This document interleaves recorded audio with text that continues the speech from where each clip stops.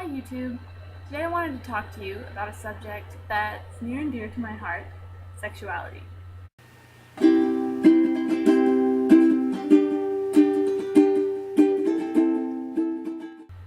So first of all, I'd like to talk about my own journey of self-discovery with sexuality. For pretty much my entire life, I thought I was 100% straight. There had been a time when I was about 10 that I thought I was in love with my female best friend, but I soon was convinced that I just was very attached to her in a platonic way. When I was a senior in high school, I had my first girl crush on a real person, a female teacher at my school. I found her very attractive and I got the fluttery crush feeling in my stomach that I usually got around boys. But I still didn't feel like I was sexually attracted to women. I wasn't even honestly that sexually attracted to men. At the age of 17, I still felt like I had never been horny. When I was about 17 and a half, I had my first feelings of sexual desire.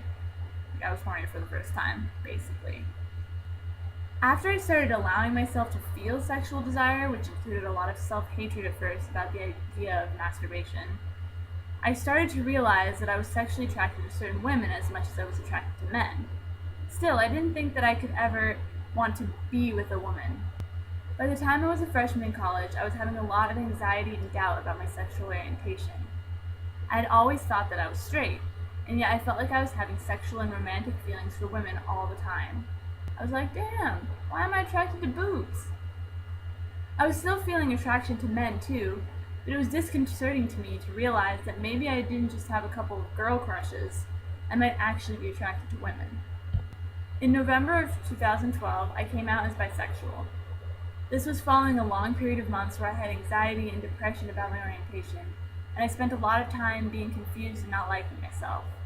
Coming out was terrifying for me, even though the positive response I got from my friends and family was amazing and overwhelming. Still, I felt uncomfortable with my new label, and I didn't like to talk about it or even say the words "I'm bisexual" out loud. I hated even thinking them. After a while, I realized, through learning about sexuality and the many different labels besides lesbian, gay, bisexual, that I more closely identified with pansexual, being attracted to people based on personality rather than binary sexes. I think that also in the past almost year that it's been since I came out, I've taken more time to accept my sexual orientation and become comfortable with not only my sexuality as in who I'm attracted to, but my sexuality as in my existence as a person with sexual desires. If I had known about the term asexual, I probably would have identified as that for a long time. Asexual means that you're not sexually attracted to people or like you don't have a sex drive, generally speaking. I think I've always had a low sex drive, and the fact that I'm more attracted to sex with girls than I am to sex with boys probably attributed to my lack of interest in sex when I thought I was straight. Sexuality is a spectrum, and the biggest thing I gained from my coming out experience was that labels suck. If you have found a label, be it straight or gay or something else, that you feel comfortable with, then fantastic! But the problem with our obsession with labeling everyone's sexual orientation, gender identity, etc., is that it can be very limiting and otherizing if a person does not feel like any label really fits them.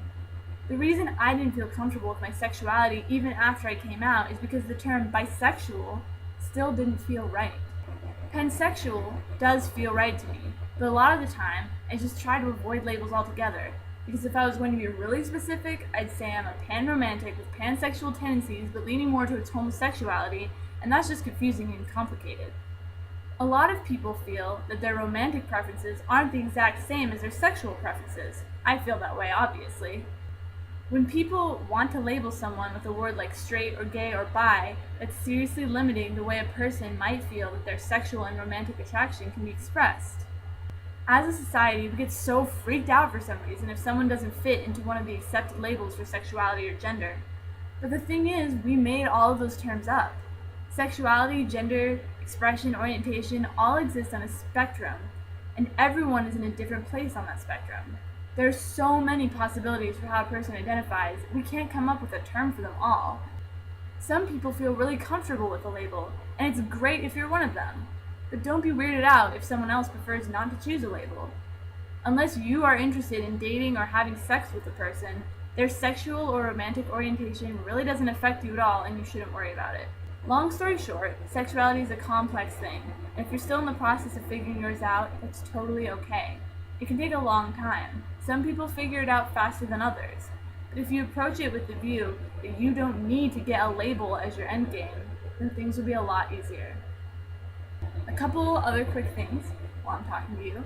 As you can probably tell by the terrible voice quality of this video, I don't have my microphone that I usually use to make my music videos.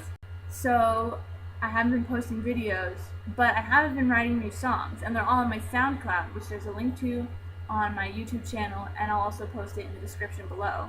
So you should really check it out. I have a couple really great originals, a couple of them are on the ukulele, and I also done a couple covers. And I'm probably going to start posting songs on SoundCloud more often, so if that's something that you'd be interested in, please check it out.